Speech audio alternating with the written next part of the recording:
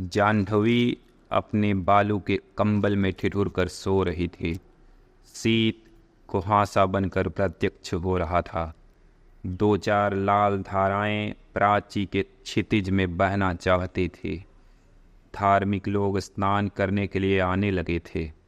निर्मल की माँ स्नान कर रही थी और वह पंडे के पास बैठा हुआ बड़े कुतूहल से धर्म भीरू लोगों की स्नान क्रिया देखकर मुस्कुरा रहा था। उसकी माँ स्नान करके ऊपर आई। अपनी चादर ओढ़ते हुए स्नेह से उसने निर्मल से पूछा, क्या तू स्नान न करेगा? निर्मल ने कहा, नहीं माँ, मैं तो धूप निकलने पर ही घर पर ही स्नान करूँगा। पंडा जी ने हंसते हुए कहा, माता, अब के लड़के पुण्य धर्म क्या जाने, यह सब तो जब तक आप लोग हैं तभी तक है। निर्मल का मुंह लाल हो गया, फिर भी वह चुप रहा। उसकी माँ का संकल्प लेकर कुछ दान करने लगी। सहसा जैसे उजाला हो गया, एक धवल दांतों की श्रेणी अपना भोलापन बिखेर गई। कुछ हमको दे दो रानी माँ। निर्मल ने देखा, एक 14 बरस की भिखारिन भीख मांग रही है। पंडा जी छल्लाए, बीच में ही संकल्प अधूरा छोड़कर बोल उठे, चल हट। निर्मल ने कहा, माँ, कुछ इसे भी दे दो। माता ने उधर देखा भी नहीं, परंतु निर्मल ने उस चीड़ मलिन वसन में एक दरिद्र हृदय की हंसी को रोते हुए देखा। उस बालिका की आंखों में एक अधूरी कहानी थी।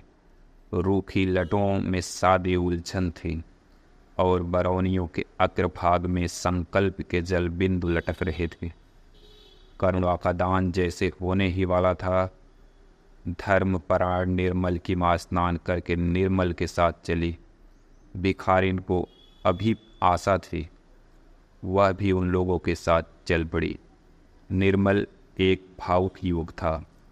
उसने पूछा, तुम भीख क्यों मांगती हो? भिखारिन की पोटली के चावल के फटे कपड़े के छिद्र से गिर रहे थे। उन्हें संभालते हुए उसने कहा, बाबूजी, पेट के लिए। निर्मल ने कहा, नौकरी क्यों नहीं करती? माँ, इसे अपने यहाँ रख क्यों नहीं लेती हो? धनिया तो प्रायः आती भी नहीं। माता ने गंभीरता से कहा, रख लो। कौन जाति है, कैसी है, जाना न सुना, बस रख लो। निर्मल ने कहा, माँ, दरिद्रों की तो एक ही जाति होती है। माँ झल्ला उठी और भिखारी लौट चली। निर्मल ने देखा जैसे उमड़ी हुई मेघमाला बिना बरसे हुए लौट गई। उसका जी कचोट उठा। विवश था, माता के साथ चला गया। सुनेरी नर्धन के धनराम, सुनेरी नर्धन के धनराम। भैरवी के स्वर पवन में आंदोलन कर रहे थे। धूप गंगा के वक्ष पर उजली होकर नाच रही थी। भिखारिन पत्थर की सीढ़ियों पर सूर्य की ओर मुंह किए गुनगुना रही थी कि निर्मल आज अपनी भाभी के संग स्नान करने के लिए आया है। गोद में अपने 4 बरस के भतीजे को लिए वह भी सीढ़ियों से उतरा। भाभी ने पूछा, निर्मल, आज क्या तुम भी पुण्य संचय करोगे? क्यों भाभी? जब तुम इस छोटे से बच्चे को इस सर्दी में नहला देना धर्म समझती हो, तो मैं ही क्यों वंचित रह जाऊं? सहसा निर्मल चौंक उठा। उसने देखा बगल में वही भिखारिन बैठी गुनगुना रही है। निर्मल को देखते ही उसने कहा, बाबूजी, तुम्हारा बच्चा फूले फले, बहू का सुहाग बना रहे, आज तो मुझे कुछ मिले। निर्मल अप्रतिभ हो गया। उसकी भाभी हंसती हुई बोली, दूर पगली दूर। भिखारिन समक सहम गई। उसके दांतों का फूलापन गंभीरता के पर्दे में छिप गया। वह चुप हो गई। निर्मल ने स्नान किया। सब ऊपर चलने के लिए प्रस्तुत थे।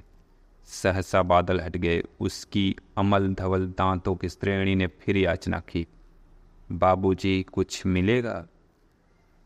अरे अभी बाबूजी का ब्याह नहीं हुआ, जब होगा तब तुझे न्योता देकर बुलावेंगे, तब तक संतोष करके बैठी रह, भाभी ने हंसकर कहा। तुम लोग बड़ी निष्ठुर हो भाभी।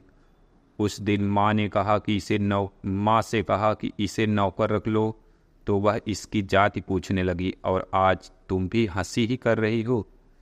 निर्मल की बात काटते हुए भिखारिन ने कहा, बहू जी, तुम्हें देखकर मैं तो यही जानती हूँ कि ब्याह हो गया है, मुझे कुछ न देने के लिए बहाना कर रही हो।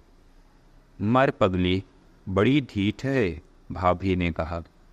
भाभी, उस पर क्रोध न करो, वह क्या जाने उसकी दृष्टि में सब अमीर और सुखी लोग विवाहित हैं। जाने दो, घर चलें। अच्छा चलो, आज माँ से कहकर इसे तुम्हारे लिए टहलनी रखवा दूंगी, कहकर भाभी हंस पड़ी। युवक हृदय उत्तेजित हो उठा, बोला, यह क्या भाभी, मैं तो इसे ब्याह करने के लिए भी प्रस्তুत हो जाऊंगा, तुम व्यंग्य क्यों कर रही हो। भाभी अप्रदीप हो गई, परंतु भिखारिन अपने स्वाभाविक भोलेपन से बोली, 2 दिन मांगने पर भी तुम लोगों में से 1 पैसा तो देते नहीं बना, फिर क्यों गाली देते हो बाबू। ब्याह करके निभाना तो बड़ी दूर की बात है। भिखारिन भारी मुंह किए लौट चली। बालक रामू अपनी चालाकी में लगा था।